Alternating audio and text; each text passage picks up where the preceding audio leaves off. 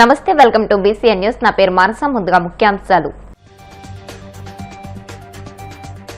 రాయలసీమ ప్రాంత జీవనాడి అయిన హంద్రీనివాకు జగన్ ఒక్క రూపాయి కూడా ఖర్చు పెట్టలేదు. తీవ్ర స్థాయిలో ధ్వజమెత్తిన జలవనరుల శాఖ మంత్రి నిమ్మల. కురుపాం దుర్ఘటనపై సిట్తో దర్యాప్తు జరిపించండి. అరకు ఎంపీ తనూజారాణి నేతృత్వంలో ఢిల్లీలో జాతీయ ఎస్టీ కమిషన్ కు ఫిర్యాదు చేసిన వైసీపీ ప్రతినిధుల బృందం.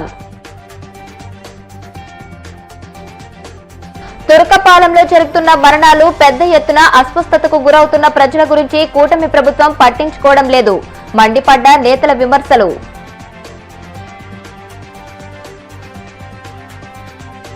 వాడపల్లిలో ఘనంగా వార్షిక బ్రహ్మోత్సవాలు. 5వ రోజు మలయపాలెంకారంలో గరుడ వాహనంపై తిరువీధుల్లో విహరించిన శ్రీవారు. రాష్ట్ర వ్యాప్తంగా రిజర్వాయర్లలో 961 టీఎంసీల సామర్థ్యం ఉంటే 844 టీఎంసీలతో 87.86% నీటిని నిల్వ చేశామని జలవనరుల శాఖ మంత్రి నిమ్మల రామానాయుడు తెలియజేశారు. సీఎం చంద్రబాబు వాటర్ మేనేజ్మెంట్ వల్లే ఇది సాధ్యమైందని చెప్పారు. హంద్రీనివా ప్రాజెక్టు పరిధిలో చెరువులు నింపే అంశంపై కర్నూలు సీఈ కార్యాలయంలో ఇరిగేషన్ శాఖ అధికారులతో ఆయన సమీక్ష నిర్వహించారు. ఈ సందర్భంగా మంత్రి మాట్లాడుతూ 3,850 కోట్లు ఖర్చు చేసి 738 కిలోమీటర్ల శివారు ప్రాంతానికి సైతం కృష్ణా జలాలు తీసుకువెళ్లామని అన్నారు. రాయలసీమ బిడ్డ అని చెప్పుకునే జగన్ ఈ ప్రాంత జీవనాడి అయిన హంద్రీనివాకు ఒక్క రూపాయి కూడా ఖర్చు పెట్టలేదని, మోటార్లకు బిల్లులు చెల్లించలేదని, తట్ట మట్టి కూడా తీయలేదని ధ్వజమెత్తారు.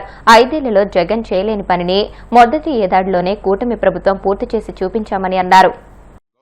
ముఖ్యమంత్రి నారా చంద్రబాబు నాయుడు గారు చాలా క్లియర్ గా ఇన్స్ట్రక్షన్స్ ఏదైతే గత 5 సంవత్సరాల వైసీపీ పాలనలో చేయలేనిటువంటి హంద్రీనివా పనులు మనం ఒక్క సంవత్సరంలోనే పూర్తి చేసి 3,850 కోట్ల రూపాయలు వెచ్చించి 738వ కిలోమీటర్ శివారుకు సైతం ఈ యొక్క కృష్ణమ్మ జలాల్ని మనం తీసుకుని వెళ్ళాం.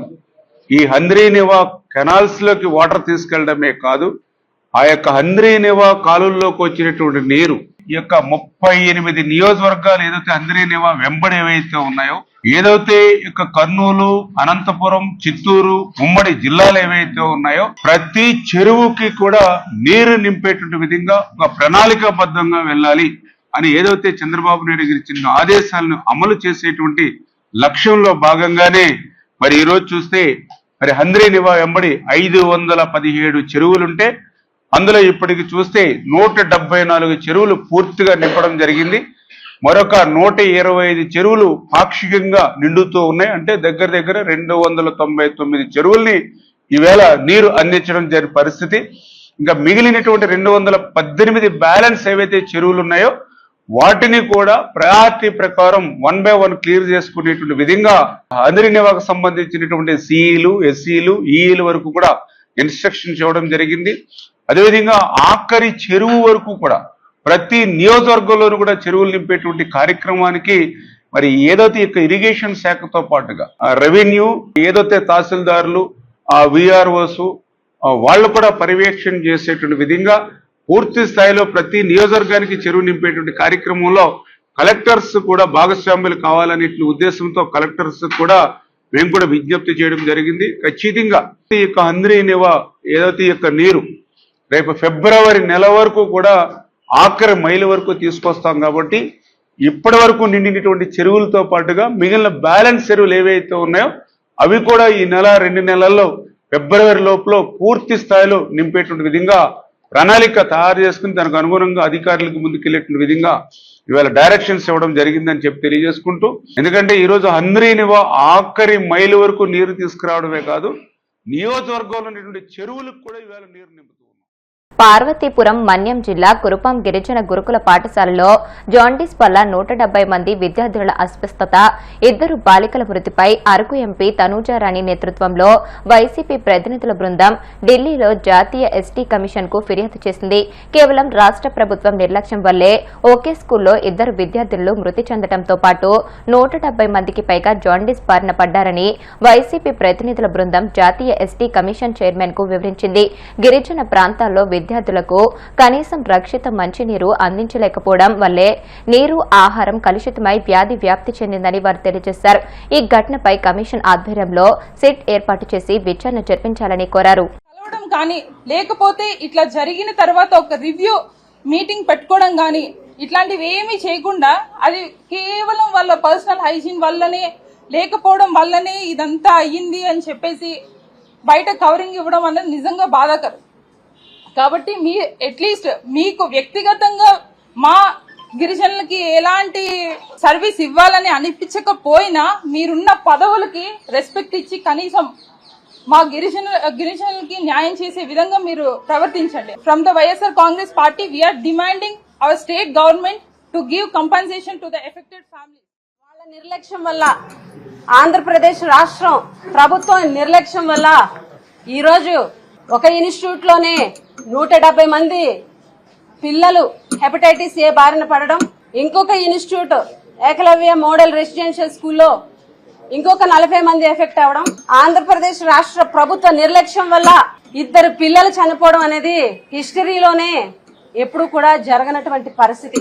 ఈ రాష్ట్ర ప్రభుత్వ నిర్లక్ష్యం వల్ల కేవలం ఇన్స్టిట్యూట్స్ లో 1.5 year గా ఈ ప్రభుత్వం వచ్చిన తర్వాత ఆర్ఓ ప్లాంట్స్ మెయింటెనెన్స్ చేయకపోవడం వల్ల, అదే విధంగా శానిటేషన్ సరిగ్గా చేయకపోవడం వల్ల, ఫెసిలిటీస్ కి సంబంధించి వాటన్నిటినీ కూడా 1.5 year గా మెయింటెనెన్స్ చేయకపోవడం వల్ల ఇంతమంది హెపటైటిస్ ఏ బారిన పడి ఇబ్బంది పడేటువంటి పరిస్థితి ఉంది.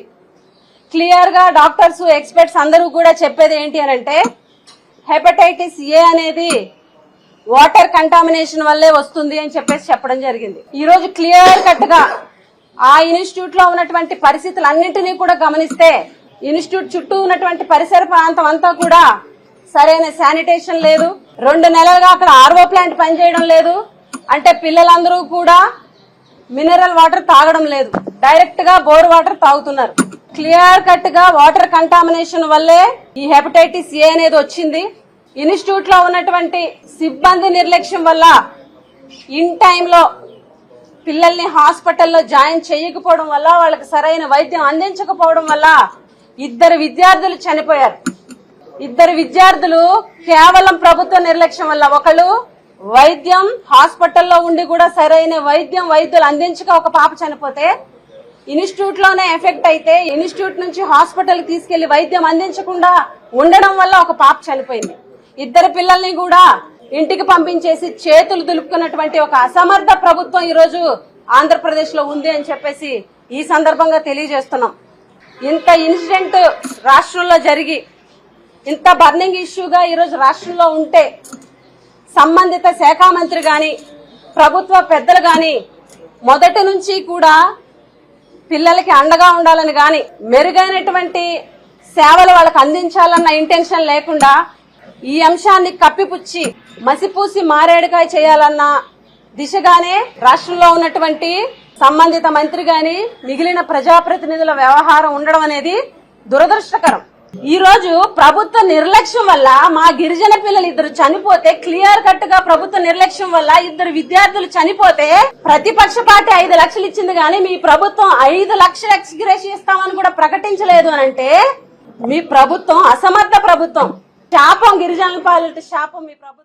గుంటూరు జిల్లా ప్రత్తిపాడు నియోజకవర్గం తురకపాలెంలో గత 6 నెలలుగా అంతుచిక్కని కారణాలతో జరుగుతున్న మరణాలు అడ్డుకోవడంలో ఈ ప్రభుత్వం విఫలమైందంటూ తమ సమస్యను ప్రతిపక్ష నేత మాజీ సీఎం వైఎస్ జగన్ దృష్టికి తీసుకువెళ్లాలని కోరుతూ గుంటూరు జిల్లా వైసీపీ నేతలతో పాటు తురకపాలెం గ్రామస్తులు వైసీపీ రాష్ట్ర కోఆర్డినేటర్ సజ్జల రామకృష్ణారెడ్డిని కలిశారు.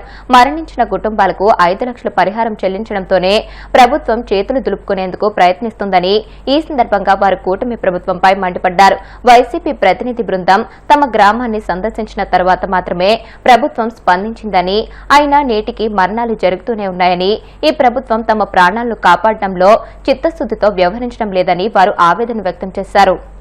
ఒక 5 లక్షల రూపాయలతో అక్కడ చనిపోయిన వాళ్ళకంటే కూడాను తక్కువ మందికి, ఒక 25 మందికి బాధితులకి ఒక 5 లక్షల రూపాయలు ఇచ్చి ఒక కంటితో అంటే జస్ట్ కంటి తుడుచుగా జస్ట్ అలా ఇచ్చేసేసి దాన్ని మాపుదామని చెప్పి చూస్తున్నారు.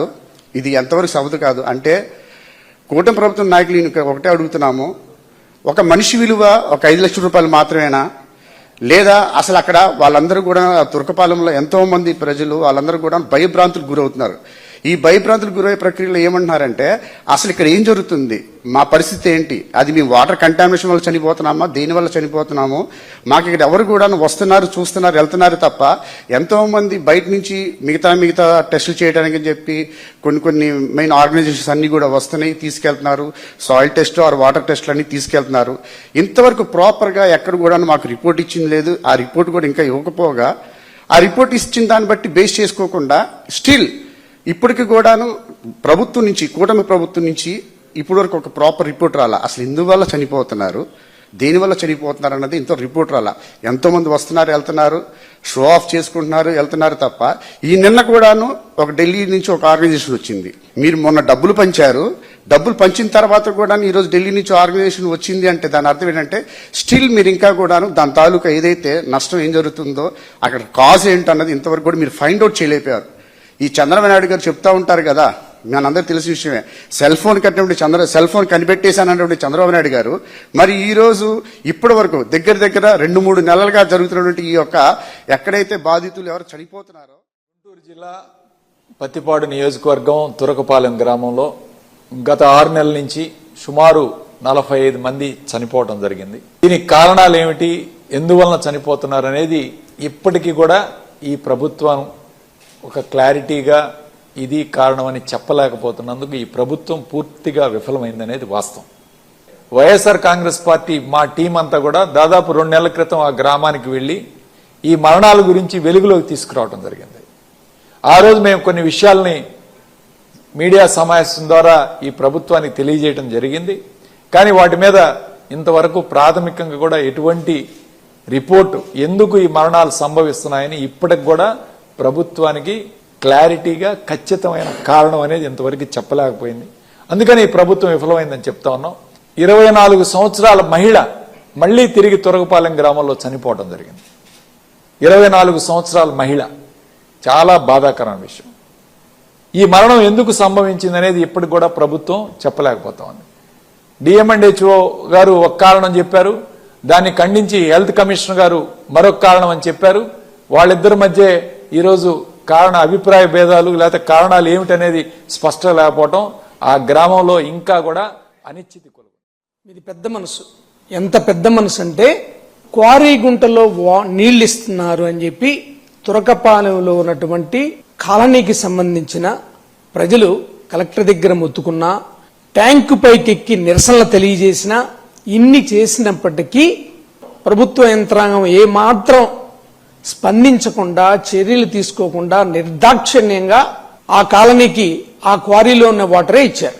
ఇప్పుడు మరణాలు కూడా ఎక్కువ ఎక్కడ జరిగినాయి, ఆ ఏరియాలోనే. ఆ నీరు ఎక్కడైతే వాళ్ళు సప్లై చేశారో అక్కడే జరిగినాయి. మంచి నీళ్ళు ఇస్తే సరిపోయేదానికి ఈవేళ మీది పెద్ద మనసు అంటున్నారు. మీ పెద్ద మనసు ఎప్పుడు ఉండాలా, మంచిని అడిగినప్పుడు కదా. ఇప్పుడు ఇన్ని మరణాలు జరిగిన తర్వాత గప్చిప్గా ఎందుకు ఇస్తున్నారు? మీ దగ్గర పారదర్శకత లేదు. ఏం జరుగుతుంది, ఏమవుతుంది, ఇన్ని రోజుల నుంచి ఈ మరణాలకి కారణం ఏంటి, ఎందుకు ఇలా జరుగుతుంది, దీనికి ఏం చర్యలు చేపట్టాలి అనేది ఎక్కడన్నా కనపడుతుందా?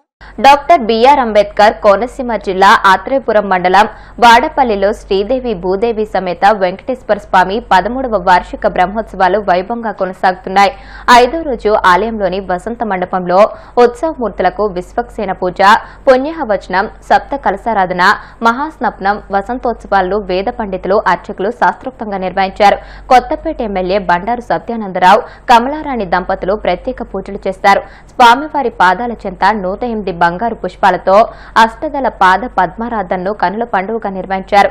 రాత్రి మలయప్ప అలంకారంలో శ్రీవారు గరుడ వాహనంపై తిరువీధుల్లో విహరించారు. మహిళల కోలాటం, నాగ్పూర్కు చెందిన బ్యాండ్ వాయిద్యాలు, ఉత్తరప్రదేశ్ కాశీకి చెందిన అఘోరాల విన్యాసాలు, తెలంగాణకు చెందిన బోనాలు, శక్తి వేషాలు అలరించాయి.